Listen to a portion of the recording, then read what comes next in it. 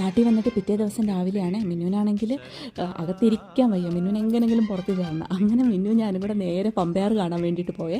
അപ്പോൾ വീടിൻ്റെ തൊട്ട് പുറവിൽ പമ്പയാറാണ്. അപ്പോൾ അവിടെ എല്ലാം പോയി ഞങ്ങളൊന്ന് ചുറ്റി അടിച്ച് കറങ്ങി വന്നപ്പോൾ അമ്മ പറഞ്ഞു, ആ മുരിങ്ങയിലയും കൂടെ പറിച്ചിട്ട് വാ, മുരിങ്ങയിലക്കറി വെക്കാം. നിങ്ങൾ എന്തായാലും ഫ്ലാറ്റിൽ ജീവിക്കുന്നവരല്ലേ, നിങ്ങൾക്ക് അവിടെ മുരിങ്ങയിലക്കറി കഴിക്കാൻ പറ്റില്ലല്ലോ, ഒടിച്ചോണ്ട് വരാമെങ്കിൽ ഞാൻ വെച്ച് തരാമെന്ന് പറയാം. മുരിങ്ങയില പറിച്ച ക്ഷീണത്തിന് ഒന്ന് റെസ്റ്റ് എടുത്ത് ഒരു ഗ്ലാസ് വെള്ളം കുടിച്ചിട്ട് നേരെ പോയി അടിച്ച് നനച്ച് കുളിച്ച് ബെഡ്ഷീറ്റുള്ള എല്ലാം കഴുവാനിട്ട് അത് കഴിഞ്ഞിട്ട് നേരെ മുരിങ്ങയിലയ്ക്ക് ആവശ്യമായിട്ടുള്ള തേങ്ങയും എല്ലാം തിരുമ്മി ഞാൻ കൊടുത്തിട്ട് അപ്പോൾ അമ്മ പറഞ്ഞു മുരിങ്ങയിലയുടെ നല്ല കോമ്പിനേഷൻ ആയിരിക്കും പപ്പടം. എങ്കിൽ പിന്നെ പപ്പടവും കൂടെ കാച്ചിക്കളയാമെന്ന് വിചാരിച്ച് പപ്പടം കാച്ചി. ഇവിടെ മീൻ മറക്കുന്നത് ഇങ്ങനെയാണ്, വാഴയിലയിൽ വെച്ചിട്ട് ആവിയിൽ എപ്പോഴും വേവിച്ചെടുത്ത് എന്നിട്ട് പിന്നെ അത് വെളിച്ചെണ്ണ ഒഴിച്ചിട്ട് വറുത്തെടുക്കുകയാണ് ചെയ്യുന്നത്. അത് നല്ലൊരു പ്രത്യേകതരം ടേസ്റ്റാണ്.